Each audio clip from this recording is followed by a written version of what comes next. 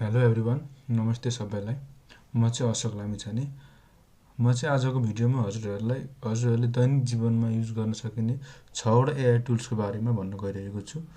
हजुरहरूले chat GPT सधैँ use गर्नुभएको होला, जुनले चाहिँ हाम्रो दैनिक क्रियाकलापमा कुनै फर्मेटिङहरू गर्नका लागि, केही इमेलहरू गर्नका लागि, केही लेख लेख्नका लागि धेरै हेल्प गरेको छ, विच इज फाइन। सो त्यो मात्रै एआई टुल्सहरू होइन कि हजुरहरूले अरू कामहरूको लागि पनि युज गर्न सकिने, जस्तै रिसर्चको लागि, टेकी हुनुहुन्छ भने कोडहरूको लागि, प्लस अरू कामको लागि पनि युज गर्न सकिने 6वटा एआई टुल्सहरू बारेमा म आज जानकारी दिन गइरहेको छु। सो फर्स्टमा हामी जाउँ हेजेन।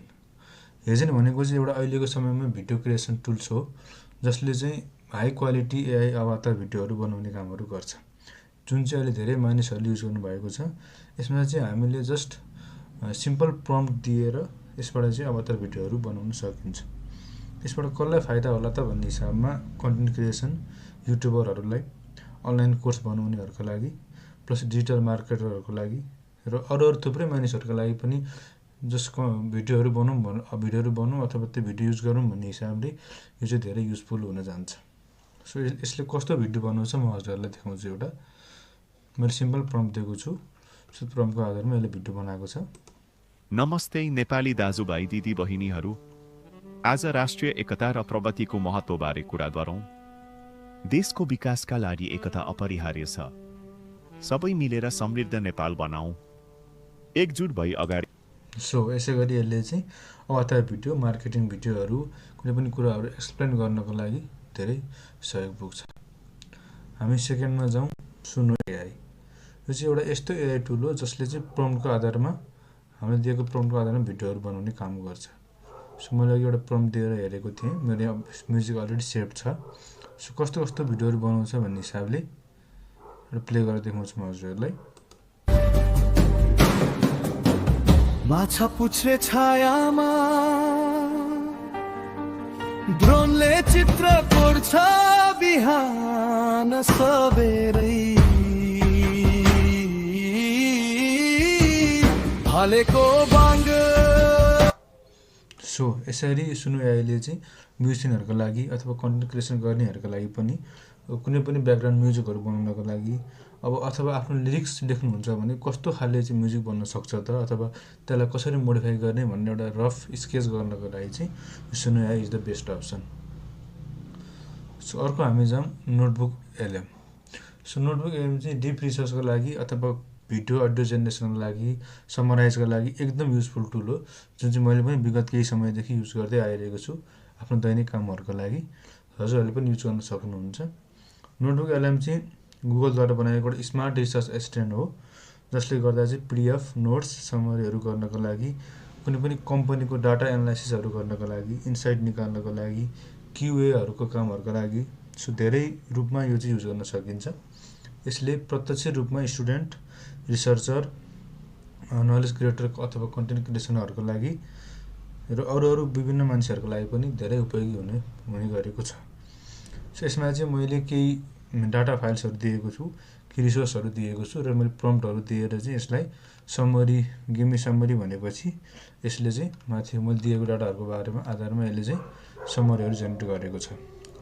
सो यो कस्तो टाइममा युज गर्न सक्नुहुन्छ हजुरले भन्दाखेरि, हजुरहरूसँग धेरै रिसोर्सहरू छ। सो हजुरहरूलाई वान टाइम समरी चाहिएको छ, त्यसको इन्साइट निकाल्नु पर्ने छ।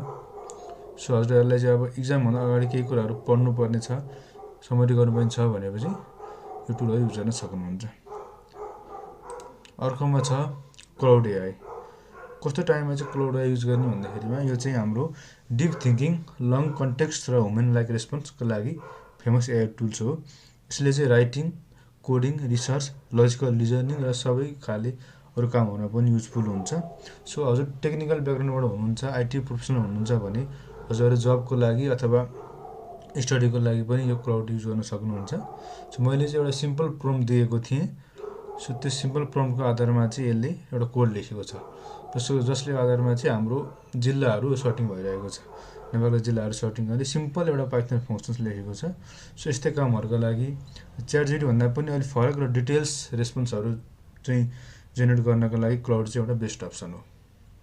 सो हजुरले पनि पक्कै पनि युज गर्न सक्नुहुन्छ आफ्नो कामहरूको लागि।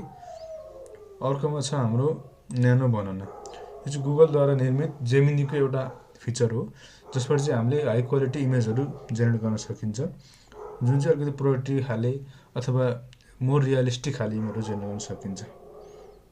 सो फर इक्जाम्पल मैले चाहिँ एउटा प्रम्प्ट दिएको थिएँ, सिम्पल डेली टास्क चेकलिस्ट बनाऊ भनेर। सो यसले चाहिँ तपाईँहरू देख्न सक्नुहुन्छ प्रपरली टेक्स्ट बनाएको छ, प्रपरली इमेज बनाएको छ, प्रपरली टेक्स्टहरू हालेर। सो यसै गरी हजुरले पनि आफ्नो काममा युज गर्न सक्नुहुन्छ। अर्को छ हामीसँग ओपनएआई सोरा। ओपनएआई सोरा चाहिँ एउटा ओपनएआईकै एउटा टुल्स अथवा अपडेटेड फिचर हो, जसले चाहिँ एकदम सिनेमेटिक क्वालिटी अडियो अथवा भिडियोहरू जेनेरेट गर्ने गर्दछ। यो चाहिँ नर्मल्ली फ्री भर्जनमा चाहिँ यसले भिडियो जेनेरेट, लामो भिडियोहरू जेनेरेट गर्दैन। सो हजुरले यसको चाहिँ प्रिमियम भर्जनहरू, पेड भर्जनहरू लिएर गर्न सक्नुहुन्छ। अहिलेको लागि चाहिँ मैले एउटा सिम्पल प्रम्प्ट दिएको आधारमा यसले चाहिँ राम्रो खाले रियलिस्टिक सिनेमेटिक इमेज जेनेरेट गरेको छ, हजुर देख्न सक्नुहुन्छ सिनेमेटिक इमेज छ। सो यस्तै कामको लागि हामीले हजुरले ओपनएआई सोरा पनि युज गर्न सक्नुहुन्छ। सो यो त भयो 6वटा एकदम युजफुल हुने एआई टुल्सहरू। सो यसबाहेक अरू थुप्रो टुल्सहरू पनि हामीले युज गर्न सकिन्छ, जस्तै पर्प्लेक्सिटीहरू भयो, अरू पनि छ। सो त्यसको बारेमा चाहिँ म बिस्तारै भिडियोहरू बनाउने नै छु। सो अहिलेको लागि चाहिँ यति गरौँ।